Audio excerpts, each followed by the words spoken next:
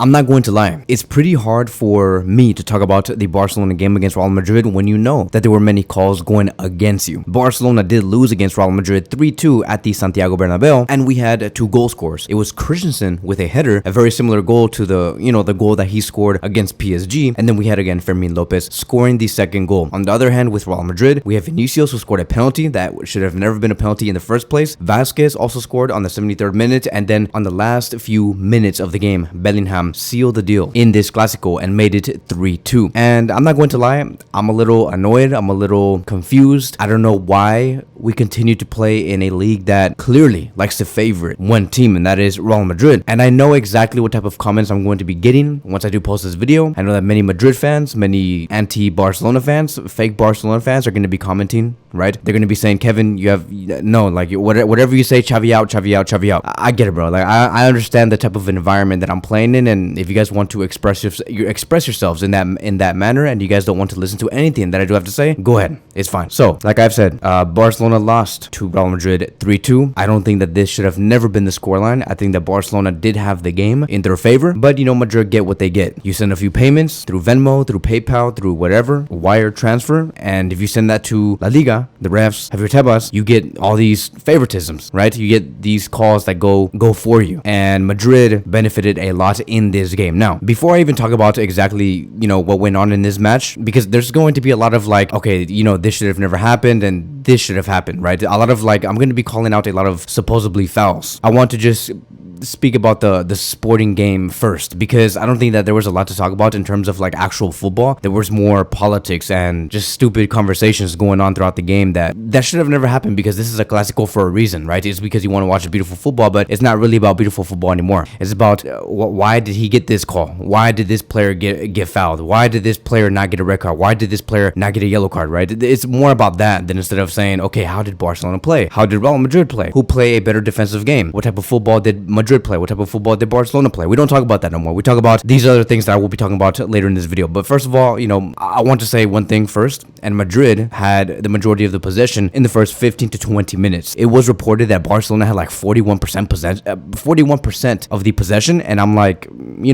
it's normal because of the type of Barcelona team that we had and the type of football that Xavi Hernandez is trying to reinstill into this squad at the moment. And I'm like, okay, that's fine, because we approach this exact same type of style against PSG twice, and I think that Xavi Hernandez knows that he needs a much more defensive minded Barcelona, and that is why we kind of like sit back and absorb all the pressure, let the opposition play around us, and we play our defensive game. So that was our main game in the first 20 minutes. Barcelona were defending Madrid, and Madrid had the majority of the possession for the first time in a very long time. Usually we see Barcelona, of course, have like 65 to 75% of the possession, while Madrid had like less than 40. And so, what's funny is that when we saw this game play out and we saw Barcelona defending, sitting back, the team that had the most chances was Barcelona. The team that was suffering the most throughout those first 20 minutes, it was Madrid, regardless whether they had like 70% of the possession or like 65% of the possession.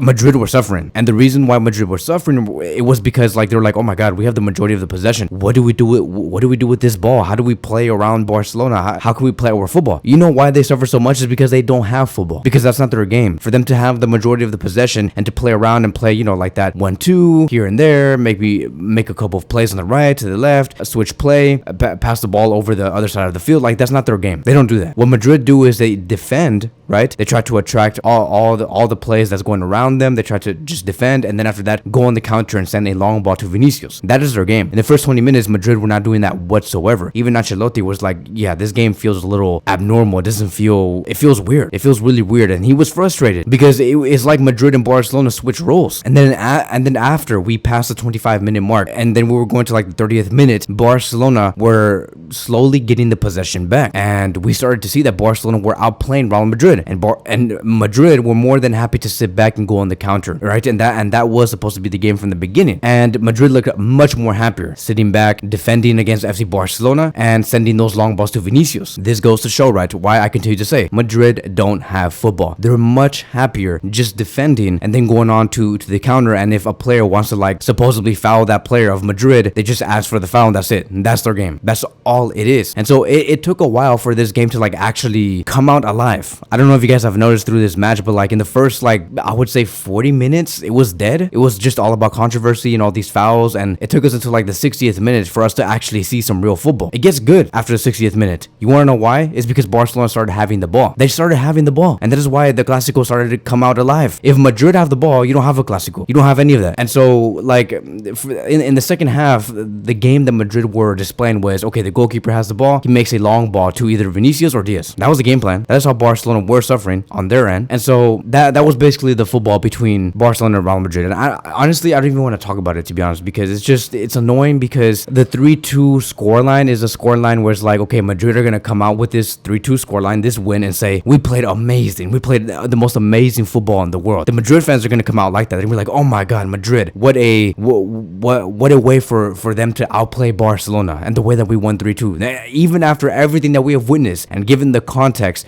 they're still going to have the audacity to say such things. And so it's just crazy. I find it just so crazy, and I kind of just want to move on to all of these calls, right? Because first of all, within like the first like 10 to 15 minutes, we saw a foul that went on against Lewandowski. Apparently the ref did not see that foul that went on Lewandowski, but then as soon as Lewandowski got up and he tried to get the ball from Lucas Vázquez, then the ref was like, oh my God, no, Lewandowski, you can't do that, that's foul. And then Lucas Vázquez ends up winning that foul. So I'm like, okay, a little rigged, but we'll see how it goes. And then like 5 minutes later, Lamine Yamal scores a freaking goal that could have led to us going like 1-up or like 2-0 up against Real Madrid. He scored a freaking goal, but it was ruled off because oh my God, dude, to the VAR, to the refs, they said this is not a goal. They said there's no way, there's not a chance, it's not a goal. When we clearly saw multiple images of the ball going over the line. Do you not see this daylight robbery that is happening for Barcelona? Can you guys believe the type of league that Barcelona is playing in right now? And this is the reason why I started the video like this, is because I don't have any motivation talking about things like this.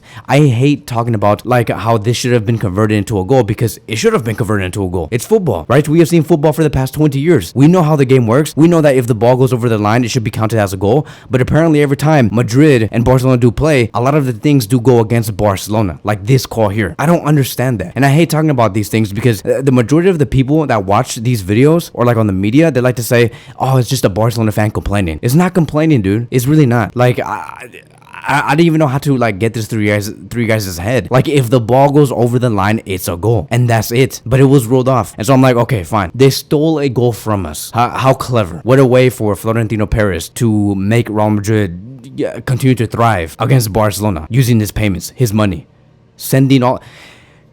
Dude, I'm not. All right, hold on. So I'm gonna continue after this. Lamine Yamal gets fouled by Camavinga. Like, for some reason, Camavinga like did like a hip tackle. He clearly tripped Lamine Yamal, but it was never called as a penalty because it was outside the box. But here's the thing, though, right? Camavinga knew that he was the last man to defend against Lamine Yamal. If Camavinga let Lamine Yamal go through and did not do anything to him, it would have been a 1v1. And let me tell you guys one thing. Does that not sound very familiar? Familiar to the situation between Araujo and Barcola when Barcelona played against PSG. Araujo knew he was the last man to defend Barcola, and Araujo could not catch up, and the only choice he had was to foul Barcola. But Araujo in that scene should have just let Barcola go on a 1v1 versus the goalkeeper. But Araujo did not do that, and because he tried to like trip Barcola, whatever he had to do, use his left hand to like hit him, he got a red card. Barcelona got punished. Here in this situation, Camavinga did the exact same thing of Araujo. He tried to stop Lamine Yamal instead of letting it happen, right? Letting Lamine Yamal go on a 1v1 with I believe the goalkeeper is called Lunin for Real Madrid. Camavinga did not let that play go through, and so I'm like, okay, fine. Araujo did the exact same thing. I'm expecting for Camavinga to get at least a yellow card or a red card, but no. The ref is like, no, nothing. It's okay. Everything's fine. Camavinga, don't worry. Hugs and kisses, whatever. And then boom, it was just a foul, and it was just a free kick for us, and nothing more. And I'm like, dude, where is the consistency? Why isn't football consistent? Why does everything that happens in football have to go against Barcelona? And so from there, I'm just like, okay, so you stole two things away from us: a goal yellow and a potential red card for Real Madrid. Because if you're gonna give Araujo a red card, why don't you give someone like Camavinga a red card? You stole a game for us that could have led to a game where it's 11 versus 10. But no, the refs, the VAR, Florentino Perez, Javier Tebas are like, no, we have to protect Real Madrid. Let's make something happen, right? Because we cannot let Barcelona overcome Real Madrid. No way, no chance. So then later in the game, there was also another play where Modric fouled Rafinha when Modric lost the ball, and I'm like, okay, so no yellow? No. Again, the ref was just like, no, I'm gonna let that play go through. Don't worry, it's I understand. You know, Modric was just under pressure. Let the play continue to happen. And I'm like, oh my god, dude, like what? Like, what's it gonna take for Madrid to receive a red card or a yellow card? Like, does Modric have to kick Rafinha in the face for the ref to consider a red card? I just don't understand. I really don't. And then moments after that, when the game was getting very tense, right, because Barcelona were having the majority of the possession, and by now we're getting into the second half, Valverde kicks Frankie de Jong, and I'm like, okay, so is this a foul?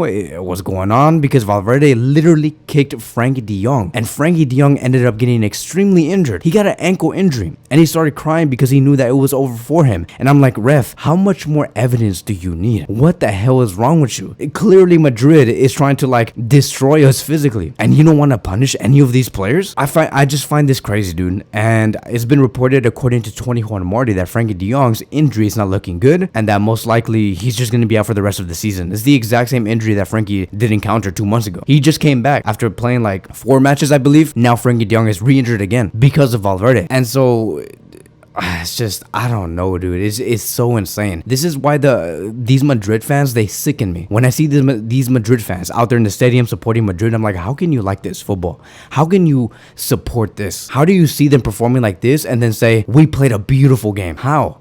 I just don't understand. I just don't get it. How do you go and play against Man City, get dismantled football-wise, manage to score your little beautiful, pity, ugly goals, and say, wow, what a game Madrid made against Man City. What a game. I don't get it. It sickens me. It makes me sick. I feel like throwing up talking about Madrid's football. How do you possibly pay money and waste your time to see Real Madrid every weekend?